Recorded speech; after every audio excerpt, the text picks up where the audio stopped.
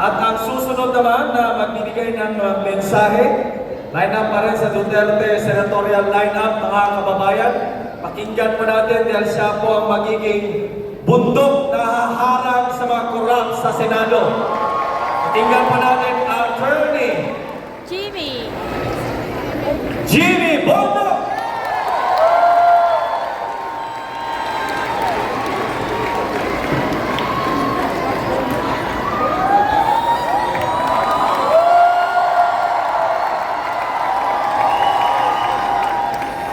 Ako po si Attorney Jimmy Bondo, number 10 sa balota. At sa araw na ito, buong puso at buong tiwang pong ini-endorso si Pastor Apollo Kibuloy.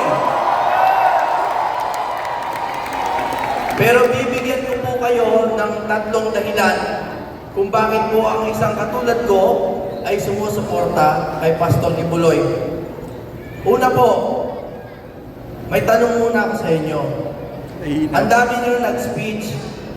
Gusto nyo pa ba ako mag-speech? O kantahan ko na lang kayo? Ano? Ganyan naman ang ugali nyo eh.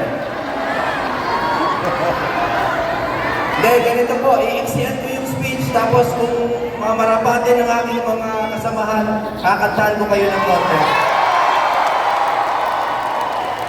Kahit wala akong bayad, basta may budget.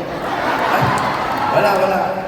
Hindi, pinaliligaya ko na kayo dahil lahat po tayo pagod sa politika kuminsan. Pero meron po akong tatlong dahilan kung bakit talagang buong puso po ang suporta ko kay Kibuloy, Pastor Kibuloy. Number 1, sabi po nila, you will know the shepherd by his flock. Diba? I know my sheep and my sheep know me. Alam niyo po, hindi kami close ni Pastor Apollo Kibuloy. Ayoko po, maliit po akong tao sa totoo po. Hindi po ako nakikihalo sa mga mararaming mga malalaki na tao. Pero ako po, nakilala ko si Pastor Kibuloy dahil sa inyo.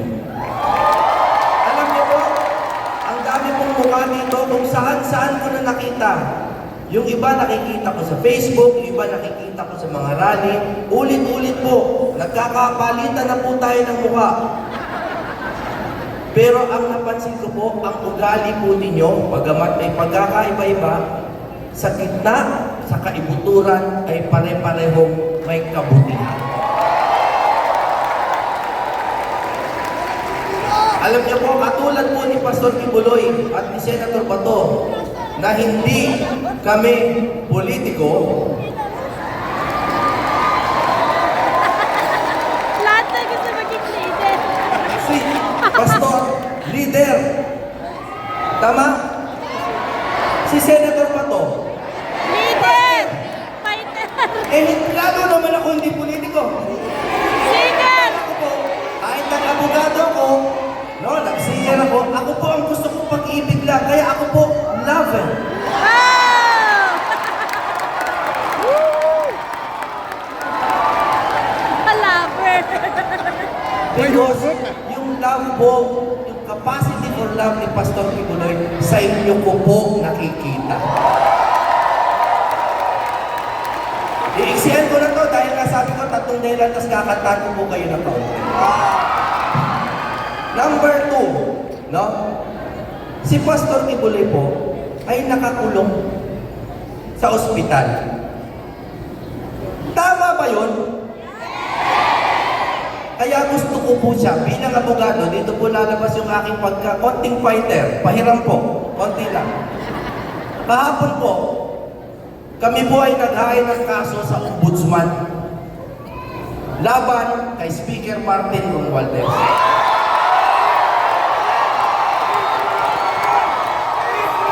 Bakit? Hindi po. Sa totoo, sabi nung iba, paghihiganti daw to, hindi po ito paghihiganti. Ito po ay paghahanap ng hustisya. Bakit? Isipin niyo, mga tao walang sana, kinukulong sa ospital. Pero yung mga nagpapalsify ng budget, malaya. Paano nangyari yun? May mga blanco sa Bicam report. Pagpasa bigla sa Pangulo, may 241 billion na. Kaya po kami ay nag-file ng kaso na falsification of legislative documents at paglabag po sa RA 3019 or yung Anti-Graft and Corrupt Practices Act. Yan po ay hindi paghiganti.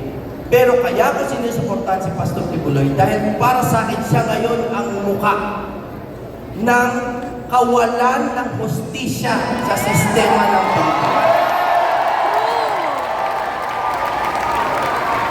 Pangatlo, dahil baka maubusan ako ng time para kumanta.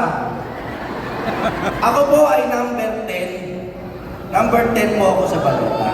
Napakagandang numero, no? Talagang kaloob po ng Diyos sa akin yan dahil hindi naman ako masyadong kilala sa politika, binigyan ako ng napakagandang 10. Ano po ba na naiisip nyo sa number 10? Commandments. The 10 commandments. Kung ano ang iniisip nyo po mali. 10 commandments. At lahat po yan pinaglalaban ni Pastor Kibuloy. Ang anti-corruption, ano ba yan? No, pinaliikot-ikot pa natin. Ano ba yan? Thou shalt not steal. Napakasimple. Yung nangyayari sa PhilHealth, alam niyo po, ang tagal ko sa PAGCOR, may mga pasyente nakakulong sa ospital, hindi makabayad. Hindi makabayad, namamatay sa ospital, umuutang sa amin, wala naman kaming mabigay kasi wala sa aming panukala yung ganoon. So ang naisip ko, murder yun, di ba? Thou shalt not kill. Kaya po yung pagnakaw nila sa PhilHealth na budget, pagpatay po yan, isipin nyo, hindi nyo na tinustusan yung medical bill, kinulong nyo pa. At ako po, nung ako'y naroon talaga pong nagdurugo yung puso ko, promise, wala akong showbiz ito. Ako po ay talagang naiiyak ko minsan, dahil may humihingi. Sasabihin, sir, pumutok yung, kung ano man ang pumuputok. Pumunta ako sa public hospital, walang space. Pumunta ako sa private para hindi ako mamatay. Inoperahan ako. Pag-gising ko, sabi sa akin, ma'am, magaling na po kayo. May utang kayong 300,000. Hindi po ba? Kaya po ako ay naniniwala kay Pastor Kibuloy dahil alam ko that he is a true leader. Ako po ay may awitin. Ang tawag po sa kanta nito ay Tunay na Laya. Narinig na po ng iba sa inyo yan. With the permission of my colleagues, maaari ko ba kayong kantahan kahit saglit? Dahil hanggang ngayon po, that is my most effective way of showing you my heart. Ang puso ko po sa totoo sa inyo at ngayong gabing ito, binibigay ko po ang pusong ito kay Pastor Kibuloy. Nawa siya ay gumaling na at maging isang leader, maging isang fighter, at maging isang Maka-copyright yung kanta. I-ano muna natin. Maraming salamat po. I-praise Ako po ay natin. kakantang saglit para sa inyo. Okay lang po ba?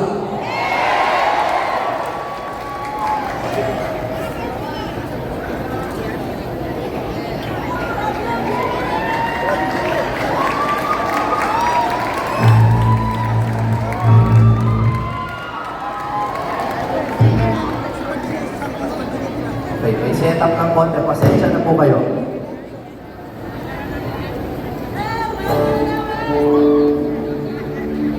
Ay, hindi yata copyright yan.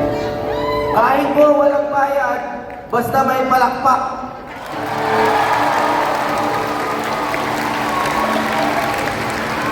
Sa Facebook mo na lang yan. Nakalimutan ko pala, pasensya na. Nakalimtan! Nagsulat ko sa upper class ko. Alam mo kung bakit naubos, halos maubos ang problema natin sa insurgency sa Pilipinas. Ako Kapuyan. I would like to give credit to Colonel Alec Kapuyan.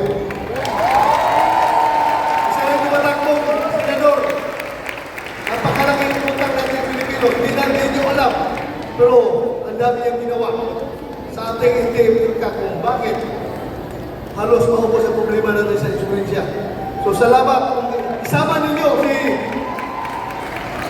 Colonel Alec Kapuyan dito sa ating isamahan. Maraming Maraming salamat!